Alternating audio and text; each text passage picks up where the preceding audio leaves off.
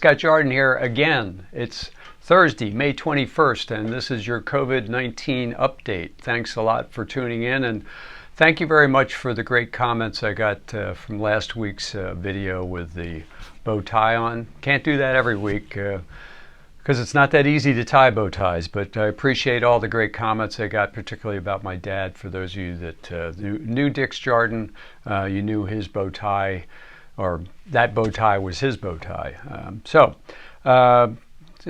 Let's go back and look at some stuff that we've talked about previously. First off, Southwest Airline is still showing that they have a 30-day residual claim when they disinfect their airplanes. So not sure if I'm going to be using Southwest Airlines anytime soon, but it's a shame.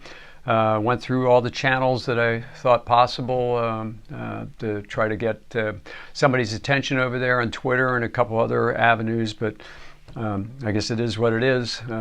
Maybe EPA will give them a ring.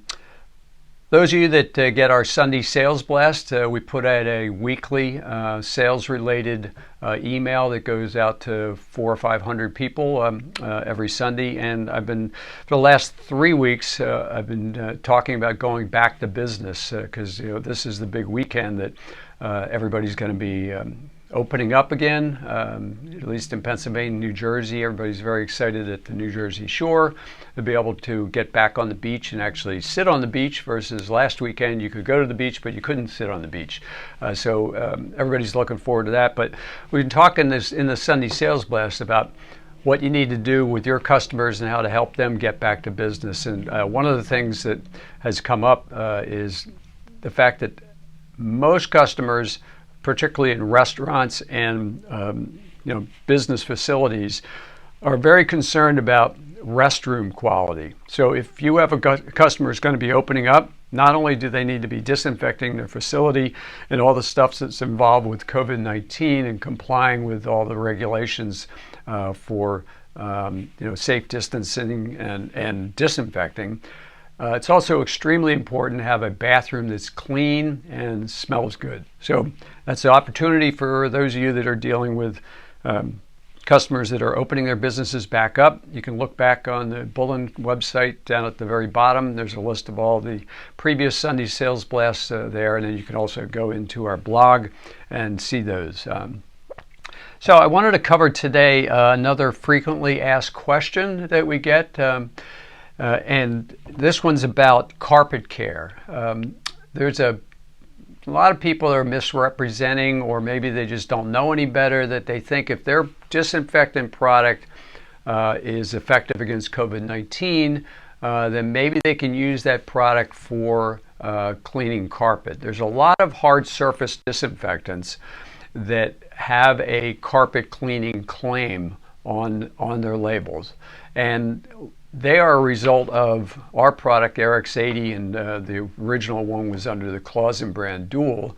We established the original protocol for getting a carpet sanitizing approval from EPA.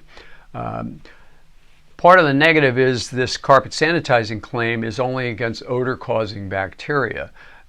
So most of those other companies that are out there used our protocol to add a carpet cleaning claim to their hard surface disinfectant. A little bit different with our product is we developed it as a carpet cleaner first because that was all it was going to be used for, and then got the EPA to approve the fact that it's effective against odor-causing bacteria. All those other products that are on the market are regular hard surface disinfectants that they added a carpet cleaning claim to since we established the protocol for it. Problem with that in general, if you weren't worried about COVID-19, is a hard surface disinfectant that's meant for cleaning floors and stuff is not a really good product for cleaning carpets, mainly because it leaves a lot of residue behind that's going to cause resoiling, where our product doesn't have that issue because it was originally developed as a carpet cleaner. But you might think, just to confuse matters, that a product that's approved for COVID-19 and has that carpet cleaning claim on it, you might think that, okay, for carpet cleaning against COVID, the COVID virus, that you could use that same product and it's going to be effective on the carpet. It's not. And part of the issue is, if you look at just these two samples of carpet, Every piece of carpet's different unless it's the same brand and same manufacturer. So you see this has a completely different backing than this product. This has a very little, aside from the hemp backing, this has multiple layers as part of the backing. So the reason you don't see any carpet cleaners out there with full disinfectant claims is there's no protocol established to be able to test whether or not a particular piece of carpet is being properly disinfected or not. So when you have all these different types of carpet out there, there's no way of establishing a protocol that can be used for multiple types of carpet.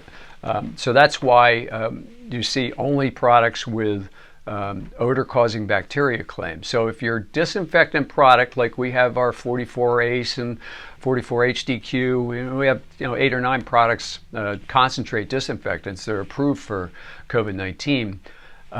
They can't be used on carpet to kill COVID-19. So there's really nothing out there that has COVID-19 approval for soft surfaces. Now, Spray and Go, which we've talked about a lot over the last few weeks, does have soft surface claims specifically, but it's not meant as a carpet cleaner. It's meant as a spray, kind of like you would spray on a hard surface, but on soft surfaces. But there's only 2 claims for that particular product. Again, you have to clean the carpet separately, and then you apply the Spray and Go product as a spray, just like you'd be spraying on a countertop or a desk or whatever.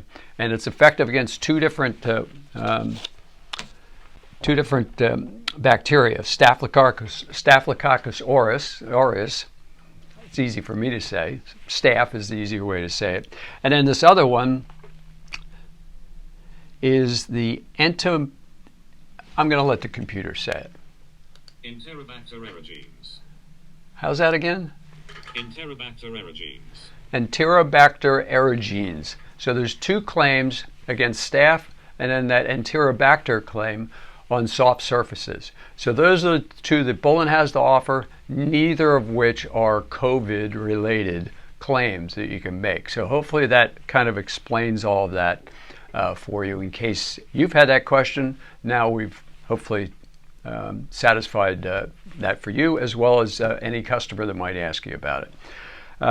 In closing, I want to start off or end by saying thank you very much to the employees. Thank you very much to our customers for being patient. We are coming out of the backlog of orders that we had. We have a new allocation program in place that your salespeople will be contacting you about that we pre-announced last week. It's now formalized, so we know exactly how much we're going to produce each month based on our allocation of the raw materials, and we know how much we can sell to you, our customers as well. So your sales force, if they haven't already been in contact with you, they will be getting in contact with you. Other than that, I think we're going into Memorial Day weekend. I want to thank all the service members and past service members for all the hard work they've done in protecting the country, and I want to wish everybody a happy and safe Memorial Day weekend. Thanks a lot, and talk to you next week.